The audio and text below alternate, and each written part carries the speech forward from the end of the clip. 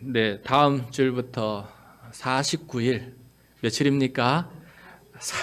49일, 77이 49, 49일 동안 제법 긴 시간에 성경 순례, 이름이 재밌죠? 괜찮죠? 성경 순례를 앞두고 오늘은 제가 그 안내 역할을 하는 첫 번째 강의를 하게 됩니다.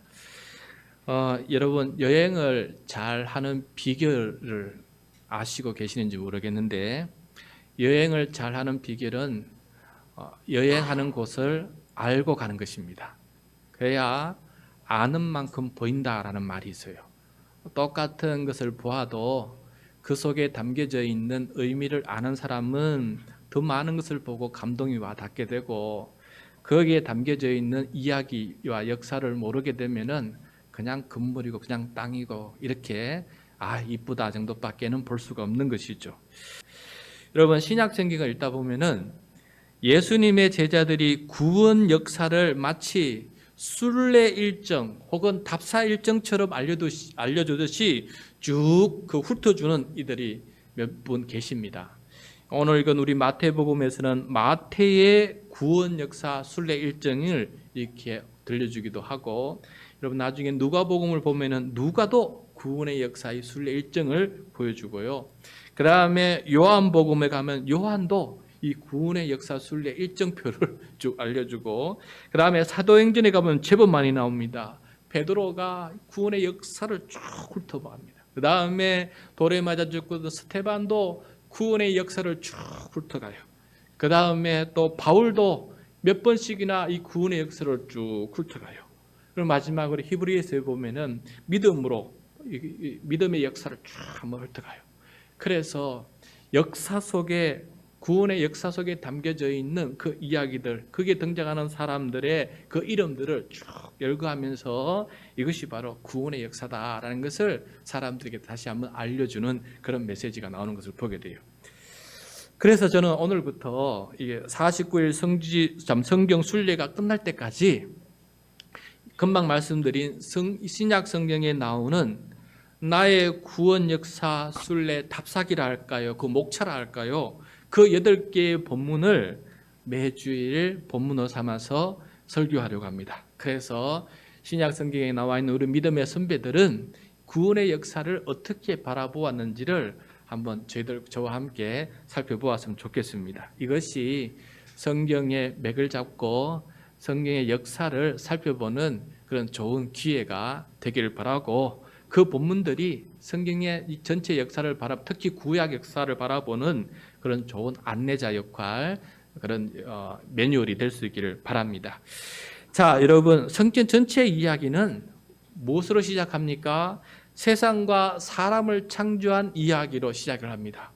창세기 1장과 2장이 바로 그거예요. 성경 맨 앞에 있는 창세기 1장, 2장이 바로 우리 세상의 이야기의 첫 부분을 말해주고 있습니다. 세상을 창조하셨을 때 특히 하나님께서는 사람을 창조할 때는 하나님의 형상으로 창조하셨어요. 여러분, 하나님의 형상의 의미가 무엇이냐면은 하나님의 대리 통치자라는 뜻이에요. 여러분, 옛날에 제국을 건설하고 나면은 이 제국의 황제가 곳곳에 다 있을 수가 없잖아요. 그래서 곳곳에 무엇을 세웠느냐? 황제의 동상을 세워놨어요. 혹은 황제의 법령을 긴 비석으로 세워놨어요. 그래서 그 자리에 황제는 없지만은 그것을 보는 순간 황제가 우리와 함께 있다, 저렇게 우리를 통치하고 있다는 것을 제국에 있는 모든 사람들이 알게 되었거든요. 그래서 하나님의 형상이라는 것은 그와 비슷한 의미예요. 하나님은 우리 눈에 안 보이시지만은 우리가 하나님의 형상, 대리 통치자로 하나님께서 만드셨기 때문에 우리가 하나님의 뜻을 받들어서 온 세상을 다스리고 모든 피조 세계를 돌보고 또 보호해야 하는 그런 역할을 감당하게 됩니다. 그래서 우리를 통해서 하나님의 뜻이 이루어지는 하나님의 나라가 이 세상에 펼쳐지기를 바라는 그런 마음에서 하나님은 사람을 하나님의 형상으로 지으셨던 거예요.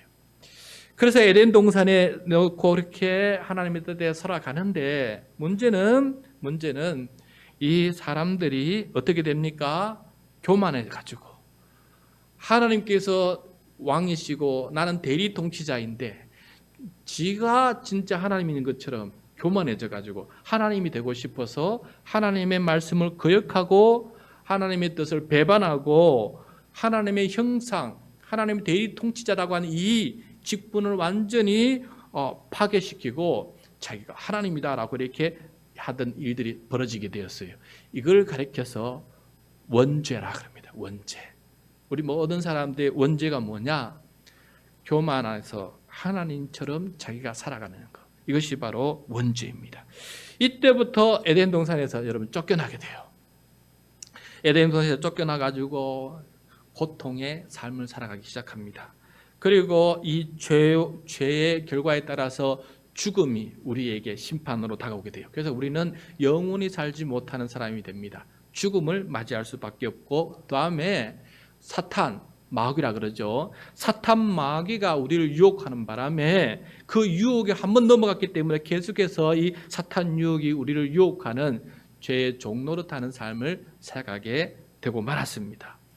그런데 하나님께서는 이 모습을 바라보고 긍휼을 베푸셔서 어떻게 하든 이 사람과 세상을 죄와 죽음과 사탄으로부터 구원하시겠다는 계획을 만드시고 그 구원의 계획을 다시금 시작하게 됩니다. 이 구원의 역사가 언제 누구로부터 시작되었느냐? 누굴까요, 여러분? 하나님의 인류 구원의 역사가 언제 누구부터 시작되었을까요? 바로 아브라함입니다. 아브라함. 여러분, 그래서 여러분 이 아브라함의 이야기를 꼭 우리가 알고 있어야 돼요. 아브라함이 왜 그렇게 중요하냐? 하나님께서 지금으로부터 한 4,000년 전, 그러니까 기원전 한 2,000년 전에, 그때 우리나라는 이 한반도에는 만주 지역에는 당군에 의해서 고조선이 세워졌을 때예요. 주전 2333년에 당군에 의해서 우리나라 최초의 국가인 고조선이 세워지지 않았습니까? 그 어간에, 당군이 고조를 세우는 그 어간에 하나님께서 아브라함을 부르세요. 아브라함을 부르셔서 아브라함을 통해서 하나님께서 약속을 하세요. 약속을 하는데 그걸 언약이라 그래요. 언약이라는 것은 말씀은 자, 약속이 아닙니까? 말로 하나님께서 약속을 하세요. 그걸 언약이라 그래요. 그래서 우리 이걸 아브라함의 언약이라고 불러요. 하나님께서 아브라함에게 약속하신 것이거든요.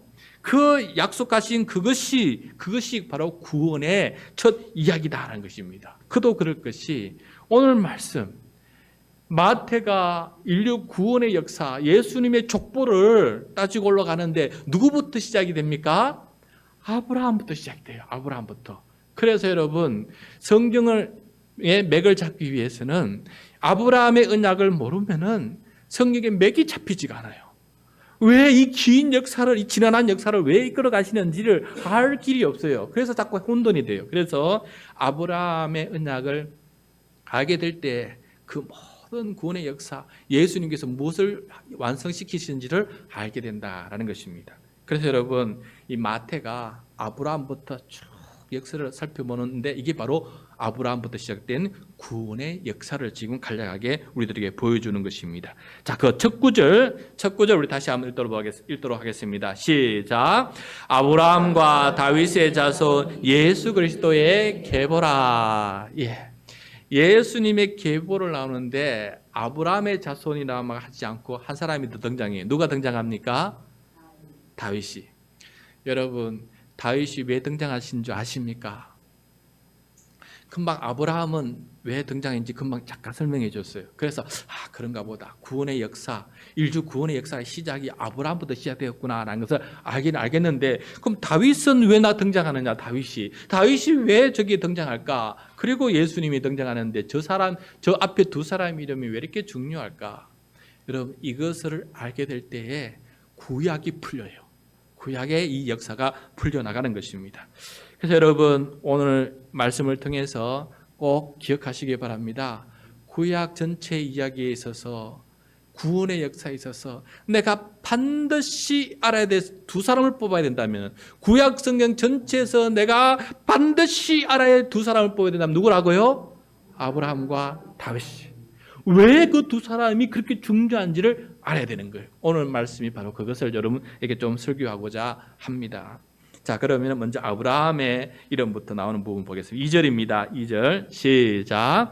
아브라함이 이삭을 낳고 이삭은 야곱을 낳고 야곱은 유다와 그의 형제들을 낳고. 자, 아브라함부터 시작하는데 하나님께서 아브라함을 부르셔서 언약을 베풀어 주셨다 하죠. 자, 그 언약의 내용 여러분 기억하십니까? 여러분 설교 오늘 주보 그 빈 공간 있죠? 빈 공간 설교 메모란이 있는데 한번 적어보세요. 아브라함과 맺으신 언약은 4개예요. 하나님께서 약속해 주신 게 4개입니다. 몇 개입니까? 4개. 이 4개를 알고 나면은 성경 전체 이야기가 왜 이렇게 흘러가는지가 눈에 보여요. 안경을 끼는 것과 같아요. 안경을 끼니까 훤히 보이는 것처럼 이 4가지 언약이 알게 되면은 구약 성경 전체 이야기가 눈에 보여요. 자, 첫 번째 아브라함에게 한 게 무엇입니까? 내 자손을 큰 민족이 되게 하리라. 아브라함의 자손을 큰 민족이 되게 하리라. 그러니까 아브라함의 자손이 큰 민족이 되는 역사가 그 다음부터 펼쳐지는 거예요. 이 첫 번째 약속을 이루시기 위해서 하나님께서 일을 펼쳐 나가시는 거예요. 아브라함의 후손이 큰 민족이 될 것이다. 다음 두 번째 약속이 무엇입니까? 이 아브라함의 자손, 이 큰 민족이 살아갈 땅을 주시겠다. 그게 약속의 땅이라 그래요. 하나님께서 그 아브라함의 자손 큰 민족에게 그들이 살아갈 영토, 땅을 주시겠다. 땅을 주시겠다. 큰 민족을 이루시고 두 번째로 그 땅을 주시겠다. 여러분 모세오경 전체 앞에 성경 전체 5권 이야기가 그 땅을 향해서 가는 이야기 아니겠습니까? 그 광야를 지나서 그 땅에 가는 가나안 땅에 이르는 이야기가 바로 두 번째 약속이 이루어지는 이야기예요. 그래서 지금 하나님께서 인류 구원의 계획 첫 번째, 두 번째 이야기가 이렇게 흘러가는구나. 그것을 깨달으면은 하나님께서 지금 무엇을 하고 계시는지 눈에가 보여요. 자, 그 다음에 세 번째 약속이 무엇입니까? 이 민족이 복이 되게 하겠다는 거. 복의 근원이 되게 하겠다는 거. 복의 근원이. 자, 복의 근원이 된다는 것은 어떤 의미가 있느냐? 복의 근원이 되기 위해서 하나님께서 시내산에서 율법을 주셨어요. 대표가 십계명이에요.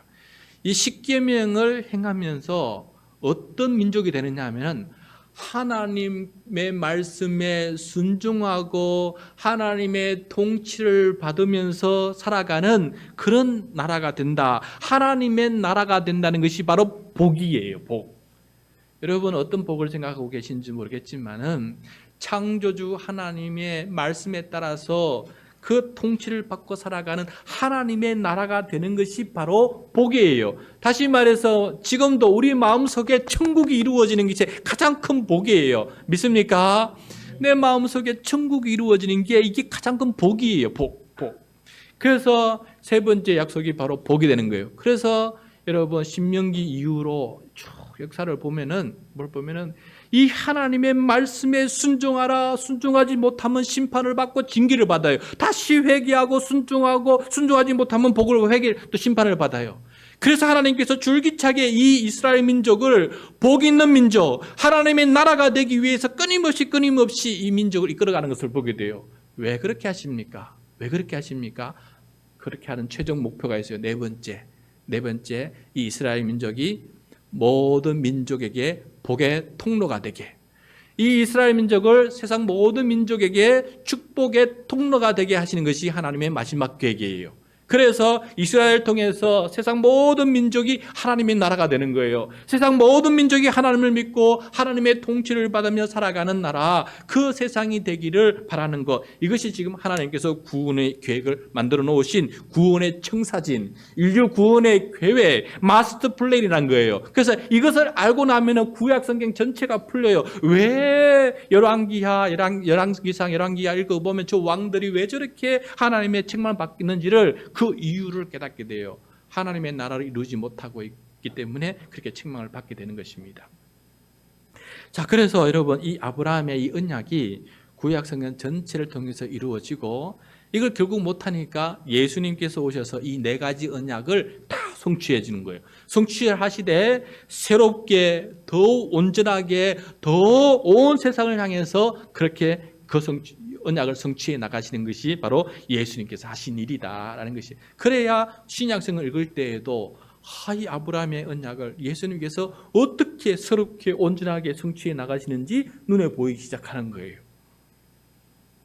자, 이렇게 아브라함을 하나님께서 부르십니다. 그 다음에 3절하고 4절에 나온 사람들이 살아간 역사를 제가 짧게 설명해 드리겠습니다. 3절과 4절에 나온 사람들이 살아간 역사는 어떤 역사냐? 아브라함의 후손 70명이 애굽에 내려가서 거기서 430년 동안 애굽에서 살아가게 돼요.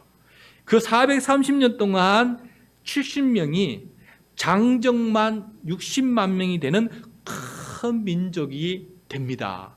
그러니까 3절과 4절 안에서 하나님의 첫 번째 언약인 큰 민족이 이루어진다는 것이 성취가 되는 거예요. 그 다음에 지금 그것을 이해하고 싶어서 지금 이름들을 지금 나열하고 있는 것이거든요, 마태가. 그 다음에 그게 또 어떤 이야기가 있냐면 그 애굽에서 큰 민족이 된 이 이스라엘 민족을 애굽에서 탈출시켜요. 그래서 40년 동안 광야를 거쳐서 약속의 땅 가나안 땅에 이르는 겁니다. 그 가나안 땅 직전, 요단강 직전까지 이르는 이야기가 바로 3절과 4절의 역사 이야기입니다.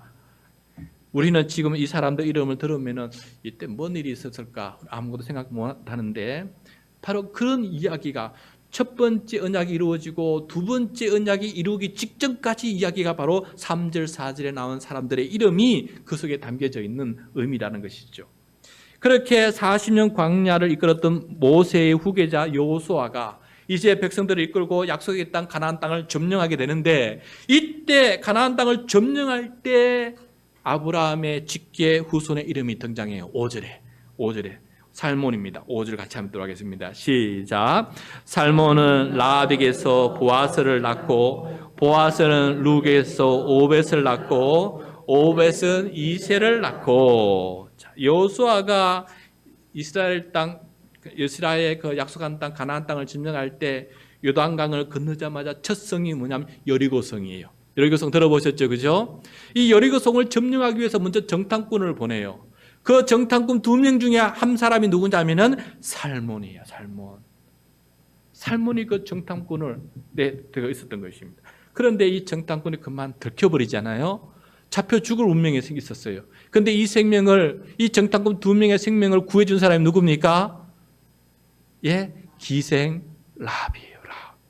라합이 그들을 숨겨줘요. 그래서 그들이 살게 되었어요. 그래서 나중에 이스라엘 백성들이 여리고를 점령할 때 기생 라합의 집만은 파괴시키지 않았지 않습니까? 그런데 나중에 성경에 기록되지 않지만은 나중에 이 살몬이 누구랑 결혼합니까? 기생 라합, 자기의 생명을 살려준 기생 라합과 결혼하게 돼요. 그것이 바로 살몬이에요. 5절. 그래서 이스라엘 사람들은 이 살몬을 얘기할 때 지금 그 이야기가 머릿속에 떠오르는 거예요. 우리는 지금 이제 제가 설명했기 때문에 떠오르겠지만은 살몬의 이야기를 듣는 순간 그 이야기가 떠오르는 겁니다.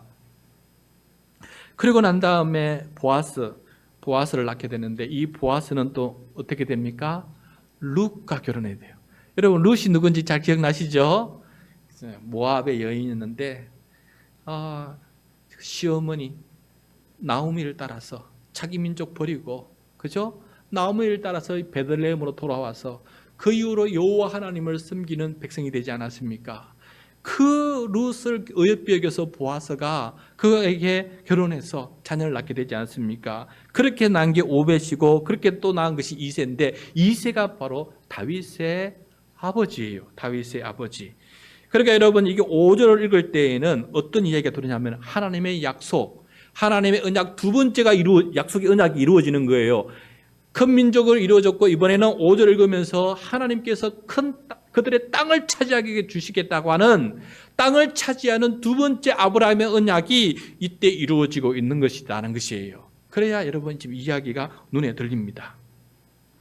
그다음 이 보아스를 통해서 다음 나온 다윗인데 다윗의 이야기를 들어봅시다. 6절입니다. 6절 시작. 이새는 다윗 왕을 낳으니라. 다윗은 우리아의 아내에게서 솔로몬을 낳고. 자, 여러분 우리는 다윗 하면 소년 다윗이 거인 골리앗 장수를 돌멩이를 던져서 물매를 던져서 이긴 그것만 생각할 텐데 여기서 솔로몬 얘기를 할 때에는 그보다 더 중요한 게 있어요. 아까 1절에서 왜 아브라함과 다윗의 자손 예수가 했는데 왜 다윗이라는 이름을 불렀는지를 그걸 지금 여러분 우리가 좀 알았으면 좋겠습니다. 여러분, 아브라함의 언약 첫 번째 거, 두 번째 거, 세 번째 거, 네 번째 거, 이 전체가 이스라엘 역사상 가장 잘 이루어진 때가 언제냐? 다윗 왕 때예요. 자, 이미 큰 민족이 이루어졌죠. 그 다음에 두 번째 영토, 다윗과 솔로몬 시대의 영토는 더 확장이 되었어요. 어마어마한 나라가 되었거든요. 그 다음에 세 번째, 복 있는 민족이 되었어요. 하나님의 통치를 받는 하나님의 나라가 되었어요. 여러분, 다윗은 겸손하여서 자기가 예루살렘 성에서 다윗 궁궐을 짓고 그 나라를 통치할 때 하나님 앞에 엎드려서 어떻게 기도합니까? 하나님, 제가 왕이 아닙니다. 이 나라를 통치하시는 진정한 왕은 누구십니까? 하나님이십니다. 그래서 다윗궁 그 위에 과거에 아브라함이 자기 아들 이삭을 제물로 번제로 드리려고 했던 그 모리아 그 바로 옆에 있거든요. 그 언덕 위에다가 다윗 궁궐보다 더 높은 위치거든요. 그 언덕 위에다가 자기 궁궐보다 더 큰 하나님의 집, 자기 집보다 더 높은 하나님의 집을 지어서 성전을 지어서 하나님께서 통치하시는 거기서 예배를 드리고 제사를 드리면서 나는 그 하나님의 통치를 받아서 이 땅을 다스리는 왕이 되겠습니다 하면서 하나님 앞에 무엇을 얘기했냐면 하나님, 제가 성전을 짓겠습니다 라고 했던 사람이 바로 다윗 왕이에요. 다윗 왕은 결코 하나님 위에 다른 신을 우상 숭배하지 않았어요. 그래서 다윗 왕이 이스라엘 민족에 유대인들에게는 다윗 왕이 최고의 왕이 되는 거예요.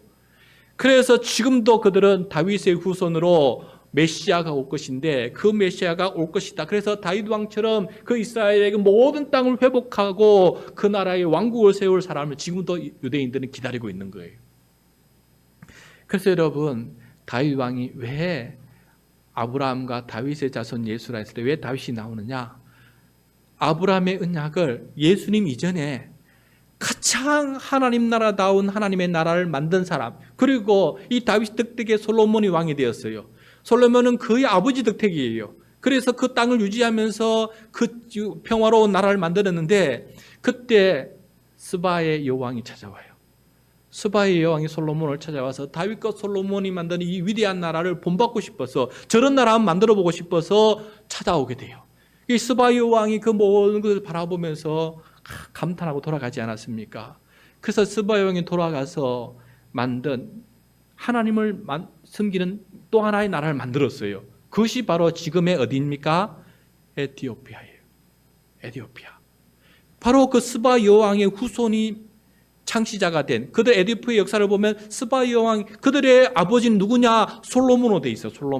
솔로몬 여왕과 스바 여왕이 통해서 난 자식을 통해서 그 민족이 이루어진 것을 말하고 있어요. 그들은 지금도. 그래서 처음으로 다윗 솔로몬 이 제국은 다른 민족에게 축복의 통로가 된 거예요.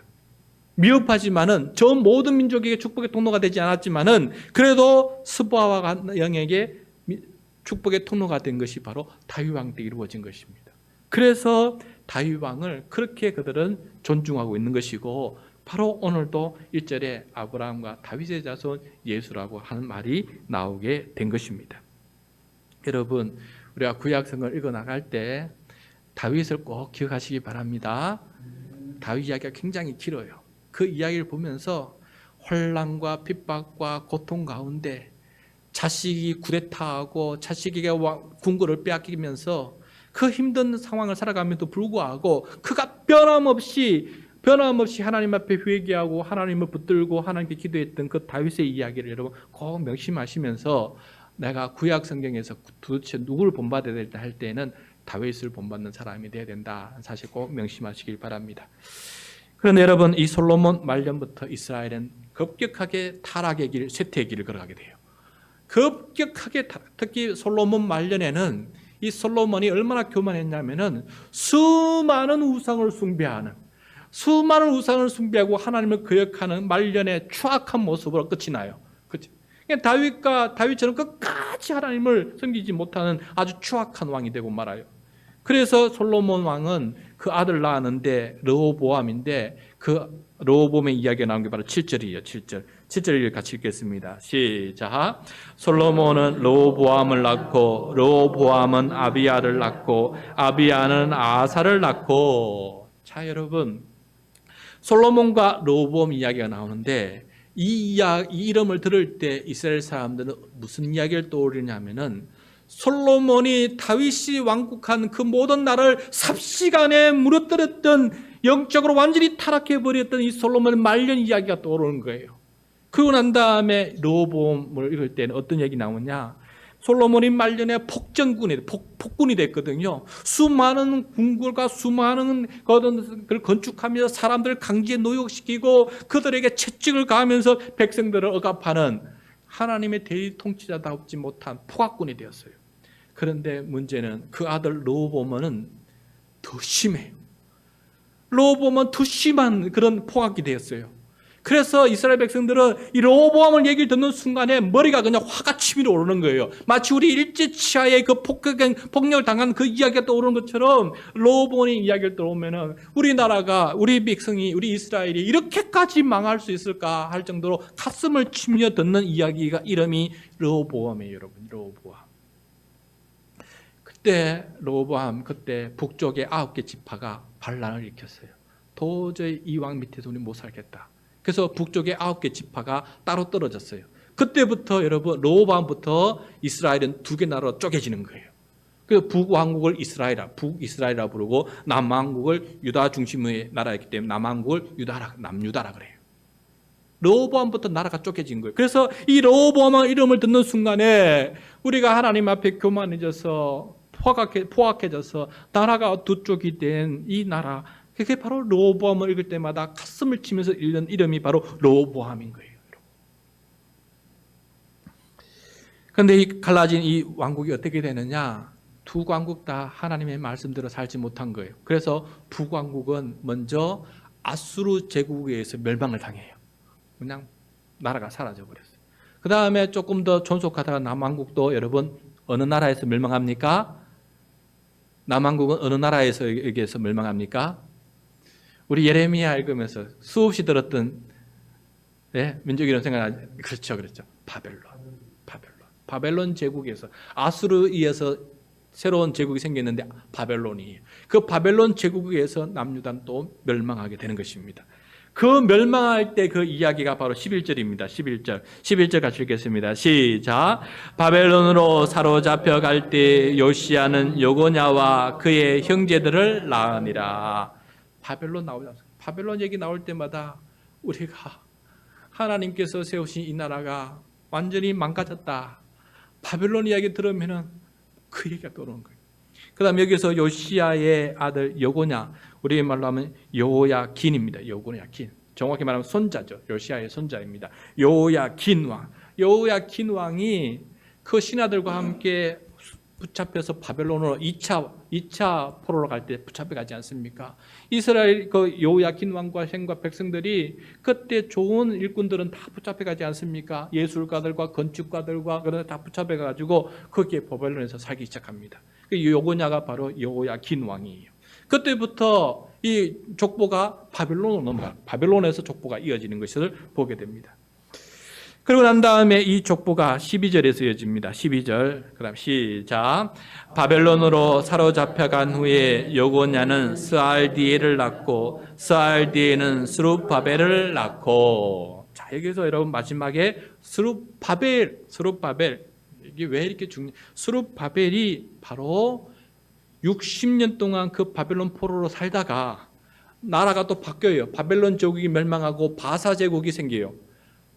여러분 복잡하죠? 역사가. 바벨론 제국이 멸망하고 바사 제국, 우리 역사책인 페르시아죠. 바사 제국이 생기면서 바사 제국은 그때부터 소수 민족들이 자기 민족 고향으로 돌아가게끔 정책을 세워요. 그래서 그때 1차, 2차, 3차 귀환하게 되는데 1차 귀환을 이끌었던 사람이 누구냐? 오늘 12절 마지막에 나오는 스룹바벨입니다. 여러분, 스룹바벨. 스룹바벨이 귀환해서 가장 먼저 한 것이 무엇인지 아십니까? 파괴된 성전을 다시 재건축한 사람이 바로 스룹바벨이에요. 그래서 첫 번째 성전을 솔로몬이 세웠기 때문에 솔로몬 성전이라 그러지만은 이게 다 파괴되었잖아요. 두 번째 세워진 성전을 무슨 성전이라고 부르냐면 스룹바벨 성전이라고 부르는 거예요. 스룹바벨. 그래서 스룹바벨 함 이름 들으면은 그래, 스룹바벨은 옛적의 그 영광 성전 그것을 다시 건축한 성전을 다시 재건축한 사람 바로 스룹바벨이다. 그 이야기가 떠오르는 거예요. 그게 담긴 이야기가 바로 스룹바벨 새 성전을 지은 그 이야기가 그게 떠오르는 것입니다. 그리고 난 다음에 에스라와 느헤미야에서 2차, 3차 귀환이 계속 이어져요. 그렇지만 종교개혁을 하고 성벽 재건하고 하지만은 여전히 스룹바벨은 왕이 되지 못합니다. 왜냐하면 여전히 바사 제국의 식민지예요. 자, 그다음에 그때부터 400년 예수님이 태어나기 전까지 400년의 역사가 또 흘러가요. 이 400년 동안 어떤 일이 벌어지느냐? 바세 제국이 멸망하고 그 다음에 헬라 제국이 세워져요. 헬라 제국은 우리 그리스 제국 말합니다. 그리스 제국이 통치하다가 그 식민지에 살아가다가 또 그리스 제국이 멸망하고 어떤 제국이 세워지냐면 로마 제국이 세워져요. 로마 제국의 또 식민지로 살아가는 거예요. 그러니까 이 귀환한 백성은 귀환했지만은 옛적 다윗 왕의 나라를 회복하지 못하고 계속해서 식민지로 줄고 살아가는 겁니다. 얼마나 이 나라의 인생이 기구합니까? 그때 때가 차서 로마 제국 시대 때가 차서 예수님께서 탄생을 하게 되는 것입니다. 16절입니다. 16절 시작. 야곱은 마리아의 남편 요셉을 낳았으니 마리아에게서 그리스도라 칭하는 예수가 나시니라. 드디어 예수님께서 다윗의 자손으로 아브라함과 다윗의 자손으로 이 땅에 태어나셔서 하나님의 구원의 계획을 성취하고 완성하게 됩니다. 그 모든 이야기는 앞으로 우리가 살펴보게 될 것이고 이미 여러 번 설교를 했습니다. 자, 이제부터 여러분 아브라함의 후손의 이 계보는 더 이상 혈통을 따르지 않습니다. 예수님 이후로는 이 혈통의 계보를 따르지 않습니다. 이제부터는 혈통이 누구냐에 따라서 구원받는 것이 아니고 믿음으로 구원받게 되었어요. 예수님을 믿는 사람이 바로 그 이름이 어디에 기록됩니까? 하늘의 생명책에 기록되게 된 거예요. 그 다음부터는 족보책이 없습니다, 여러분. 예수님 이후로는 족보책이 없어요. 그 다음부터 구원의 생명책 족보는 어디에 있습니까? 하늘의 생명책에 있는 것입니다. 여러분 다음 화면을 보시면은 메타스토리라는 용어가 있어요. 메타스토리. 이 메타스토리라는 말은 메타는 크다는 뜻이거든요. 스토리는 이야기니까 큰 이야기다. 큰 이야기를 메타스토리라고 불러요. 근데 이 메타스토리가 하는 역할은 뭐냐면은 우리 모두의 이야기를 묶어주고 우리 모두의 이야기를 정리전돈해주고 우리의 이야기에 의미를 부여해주는 이야기를 메타스토리라 그래요. 내 이야기 하나만 보면은 이 대당이 왜 존재하는지, 나는 왜 살아야 되는지, 무엇을 위해 살아야 되는지, 어떻게 죽는지, 죽음이 어떻게 되는지 몰라요. 그런데 나의 존재를 알려주고 나의 삶의 의미를 이야기해주는 메타스토리, 큰 이야기가 있다는 거예요. 그 이야기를 우리 그리스도인들은 이 메타스토리를 뭐라고 하느냐? 성경이라고 합니다. 성경. 우리에게 메타스토리는 성경이다라는 것이에요. 그래서 성경을 예배 때마다 우리가 성경 봉독하고 설교를 듣게 되는데 바로 이 메타스토리 안으로 들어가는 시간이에요. 그 다음에 매일 성경 읽으면서 우리가 묵상하지 않습니까? 그때가 바로 우리가 메타스토리로 들어가는 시간들이에요. 이번에 특별히 49일 동안 성경 순례하는데 이 메타스토리 그동안 2000년, 4000년 동안 백성들이 그 이야기를 들어왔던 그 메타스토리 속에 우리가 49일 동안 이 이야기 속에 들어가게 되는 것입니다. 이 성경 메타스토리에 들어가는 것이 왜 나에게 중요한 것이냐? 왜 이 이야기 속에 내가 들어가야 되는 것이 중요하느냐? 이것이 바로 하나님께서 나를 구원하시는 이야기이기 때문에 그래요. 그리고 그 이야기 속에 드디어 내 이름이 내가 거기에 등장하기 때문에 그런 거예요. 내 이름이 성경책에 기록되기 되는 것이기 때문에 그래요.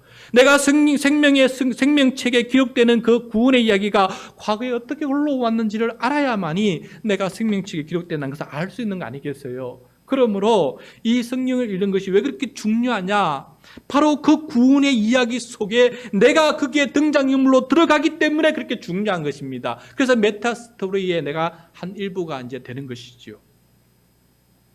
성경순례는 바로 나의 구원의 역사의 뿌리를 찾아가는 과정이고 그 역사의 이야기 속에 일부가 되는 그런 읽기 시간이라는 것입니다. 여러분 9월과 10월 이 2달 동안에 49일 동안 진행되는 이 성경 순례를 통해서 나의 구원의 역사 이야기의 뿌리를 찾으시고 그 이 메타스토리를 통해서 그 이야기 속에서 내가 들어갈 수 있기를 바랍니다.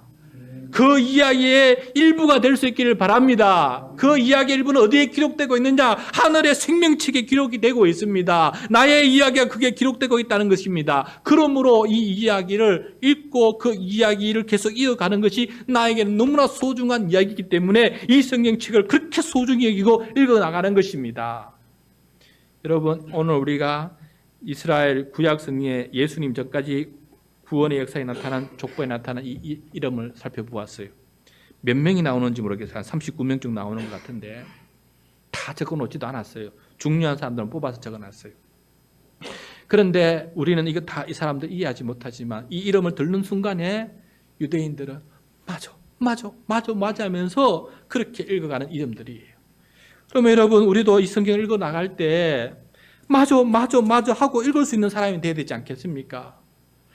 목사님이 주일마다 설교를 하는데 저 본문을 설교하는데 저 본문 그래 맞아 저 본문 저거야 그거야 하면서 알아듣고 그 말씀 속에 담겨져 있는 이야기가 나의 이해가 될 수 있도록 맞장구 칠 수 있는 사람이 되어야 되지 않겠습니까?